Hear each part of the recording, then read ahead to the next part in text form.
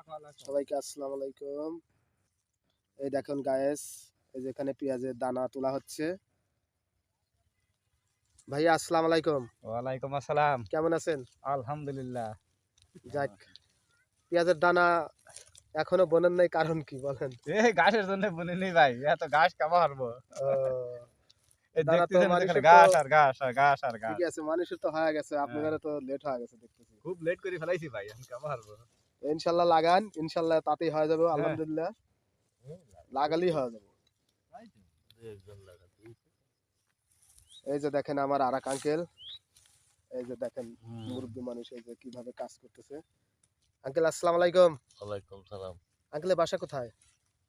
আলমগীর। এটা কি আপনার নিজস্ব জমি? হ্যাঁ, নিজস্ব জমি। আহ, কয় বিঘা পেঁয়াজ লাগাবেন? বীজ লাগাইছি হলো লাগা ফেলাইছি আর এখানে ৮ বিঘে লাগাবো। আহ, তাতে কি ইনশাল্লাহ যদি লাগান তাতে কি লাভ হবে? এই আল্লাহ দিলি তো লাভ হবেই। ইনশাল্লাহ আল্লাহর উপরে ভরসা রাখলে হ্যাঁ। ইনশাল্লাহ সবই সম্ভব। তো দেখেন গায়েস, এই যে আমার সব ভাই আছে, আঙ্কেল আছে, এই যে আমার আরেক ভাই আছে, খুব ভালো মানুষ। ভাইয়ের সাথে আমার খুব পরিচিত।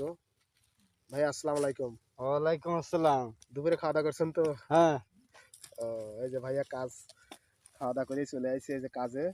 দেখেন ভাইয়ার মুখে কত সুন্দর হাসি।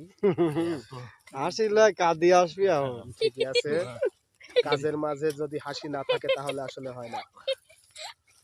তো আপনারা যারা আমার আমার পিস তোলা আগে তো তার পেজে নতুন আছেন, তারা আমার পেজে ফলো করে দিয়ে ইনশাল্লাহ পাশে থাকবেন, তার পিস ছবি এবং তোলা। সেই সাথে লাইক, কমেন্ট এবং শেয়ার করে যাবেন। সবাইকে অসংখ্য ধন্যবাদ।